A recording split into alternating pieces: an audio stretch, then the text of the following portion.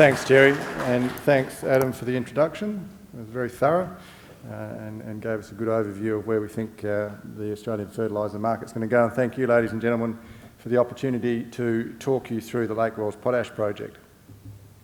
You've seen those before. I don't need to spend too much time on that one. Briefly, the first question I suppose I need to answer is why Australian Potash is looking at the Lake Wells Potash Project. Well, as Adam has just outlined, potassium, and therefore potash, is an essential nutrient for plant growth. So we're not talking about phosphate here, we're talking about the K in NPK. We're talking about potassium. Australia currently imports, and in fact, statistically, you could say it always has imported 100% of its potash demand. And notwithstanding that the Australian fertiliser market is a very fragmented market, and it's fairly difficult to get consolidated data about it, estimates range between 300 and 600,000 tonnes per annum of potash is imported into Australia each year. Potash demand and use is highly price elastic. There are two types of potash that we're talking about here. We're talking about the muriate of potash, or MOP, which is potassium chloride, i.e. it has a chlorine atom attached to the potash molecule. And then we're talking about SOP, sulphate of potash. And that's what the Lake Wells Potash Project is. Farm gate prices in Western Australia, again, this information is it's fairly difficult to get a consolidated source of data for information on prices for potash, but potash prices at the moment are ranging anywhere between $900 and $1,100 per tonne farm gate for SOP, depending on where your farm gate is, and MOP somewhere between $500 and $600, just to give you an indication of the economics behind a potash project. And historically, overseas, evaporation operations akin to the one that we're proposing to develop produces potash, the variety is irrelevant, for somewhere between $200 and $300 nominal currency.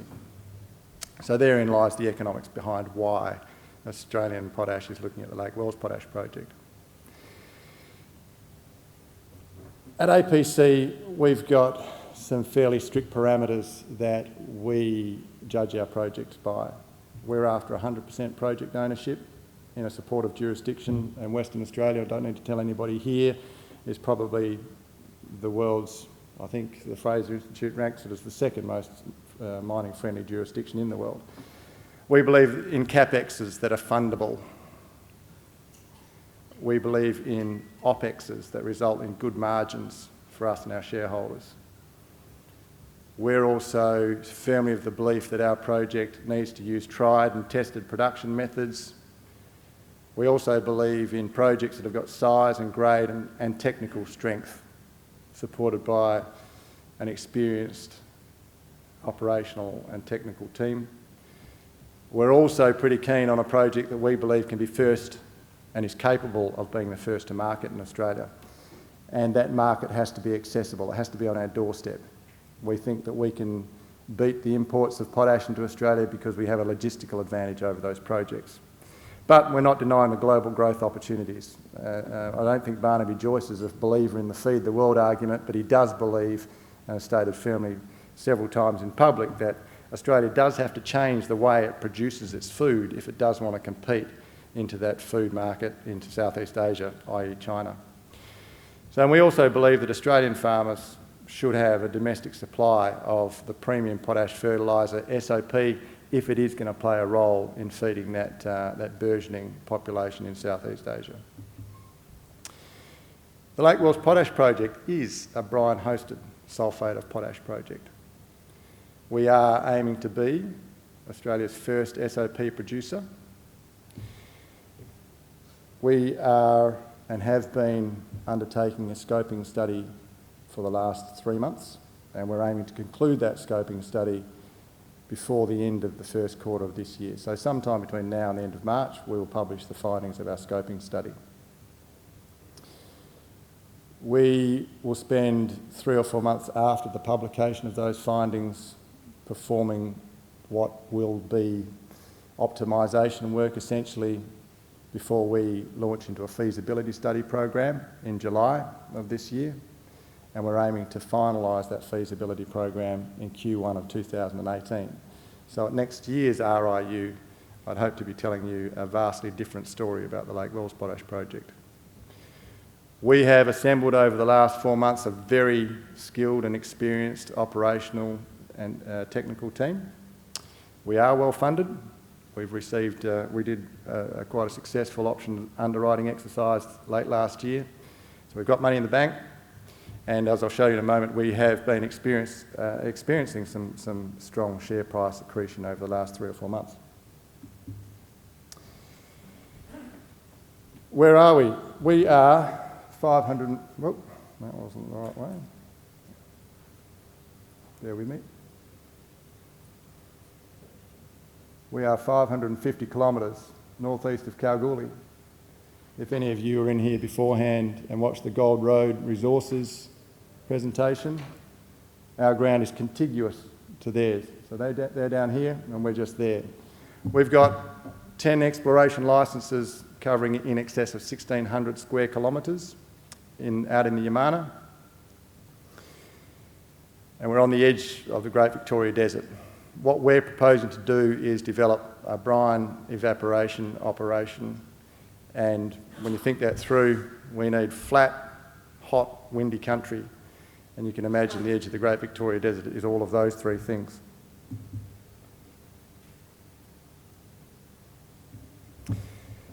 A solar evaporation operation producing sulphate of potash, or K2SO4. Sulphate of potash is superior to muriate of potash in a number of ways.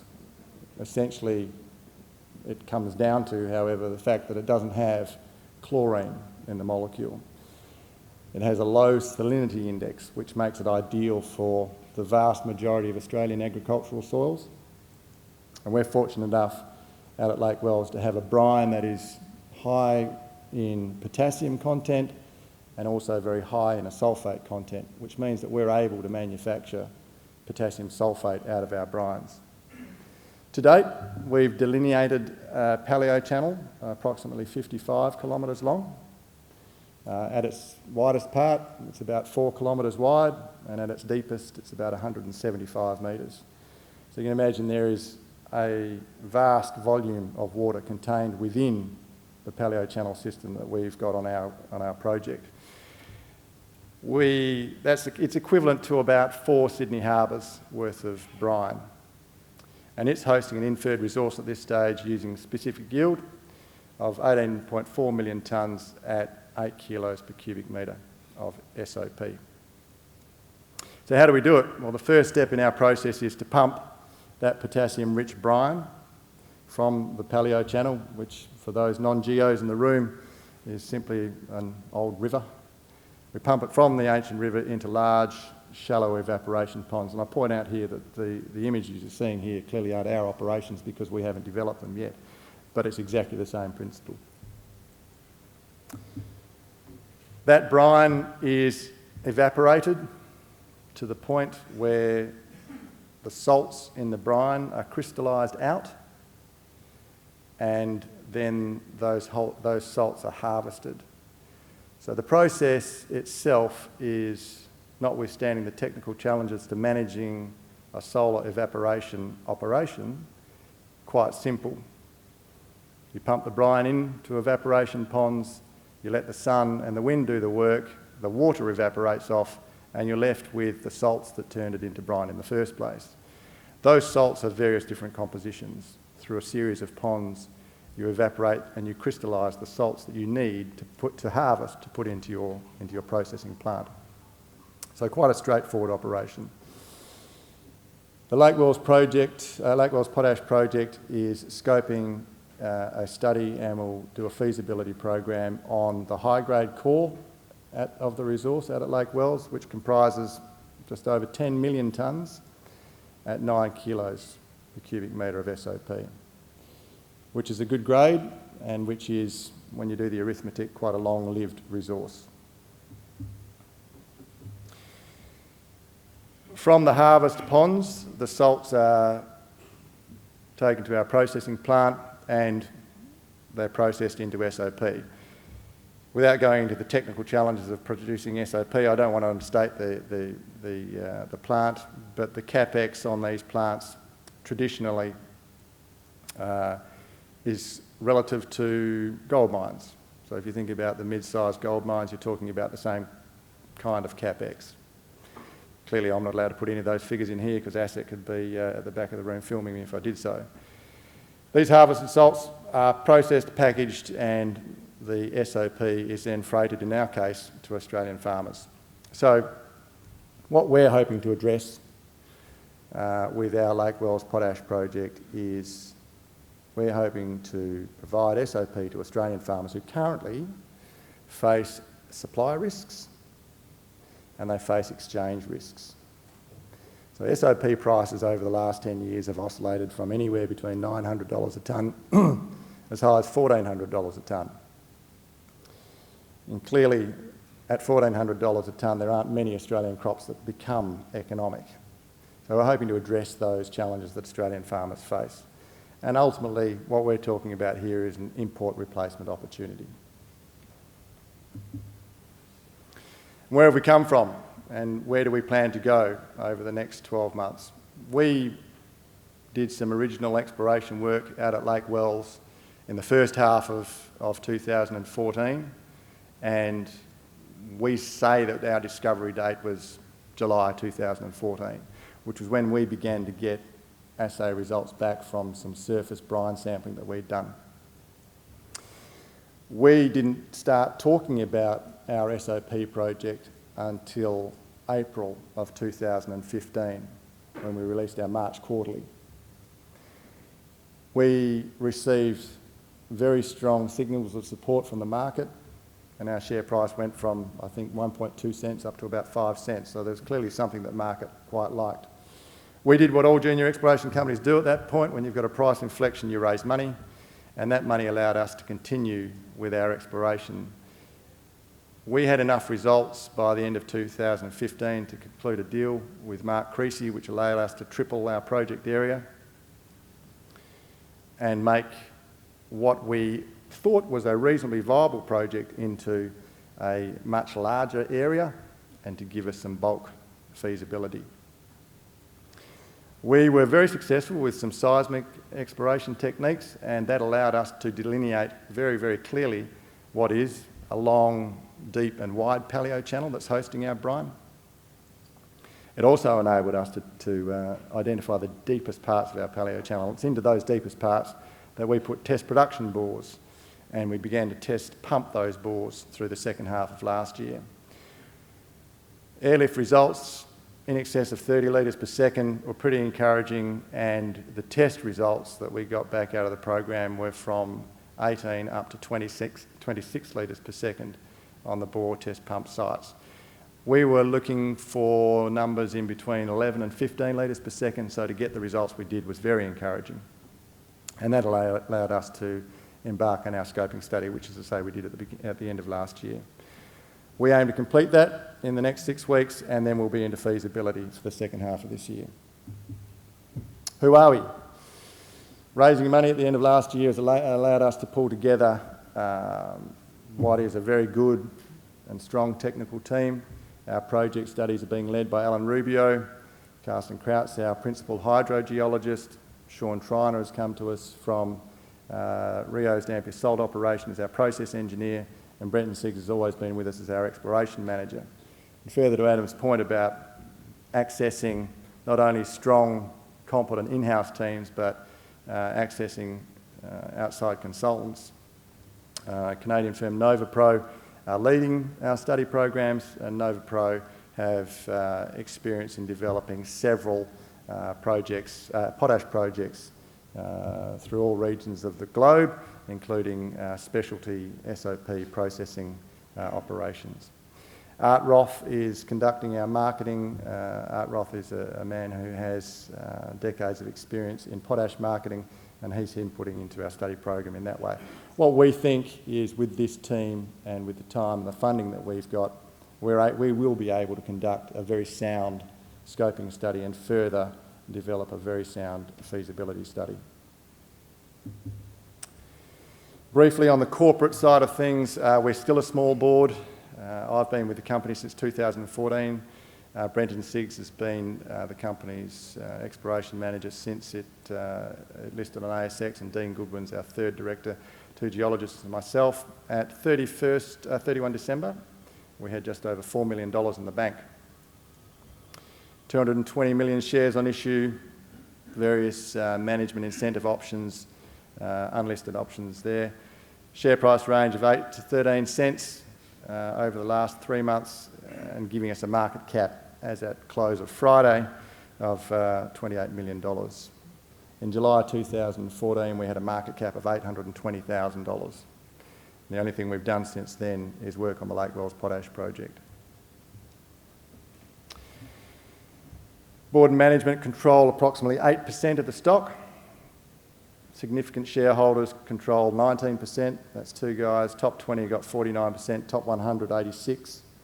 And Mark Creasy's our largest shareholder at 13%. As you can see, that share graph is from July 2014, which is, as I say, the point that we refer to as our discovery point. Trading then at about 1.6 cents, I think, and we closed out today at 13 cents again. So we enjoyed quite a lot of market support with the Lake Wells Potash project. Some concluding remarks. 100% of Australia's potash is imported, and it always has been. Australia's never identified a potassium deposit and taken it into feasible production. So we think that we have got an import replacement opportunity here. We're looking at developing a low OPEX and a low CAPEX brine evaporation operation using a very tried and tested brine abstraction technology. We're proposing to develop a bore field, and bore fields are used throughout Western Australia and most of the mining jurisdictions of Australia to provide processed water for gold, nickel, iron ore. All the operations are developing their water supplies using bore fields into paleo channels. We're proposing to do the same thing. We'll complete our scoping study in the next 6 weeks, and our feasibility study will kick off in earnest in July. We've got a highly experienced team of people who are working on our scoping study, and these guys have got a track record of running scoping studies and running brine evaporation operations. So we believe we've got the right group of people to take the Lake Wells Potash project forward. We have enjoyed strong shareholder support, so our register is made up of very experienced and sophisticated resource industry investors. Mark Creasy is very strongly in support of the Lake Wells Potash project, and you'll have seen some other reasonably well-known resource industry investors have come into our register over the last 6 to 8 months.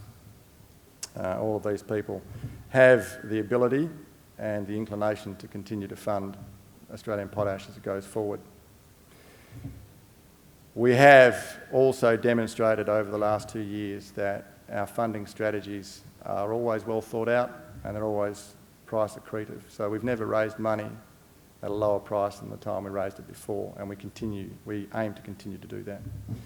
We also believe that against all of the Australian potash projects that are currently being mooted, our Lake Wells Potash project is a compelling investment opportunity, given our current market capitalisation and share price and the market inflection points that we believe we've got over the next 12 months.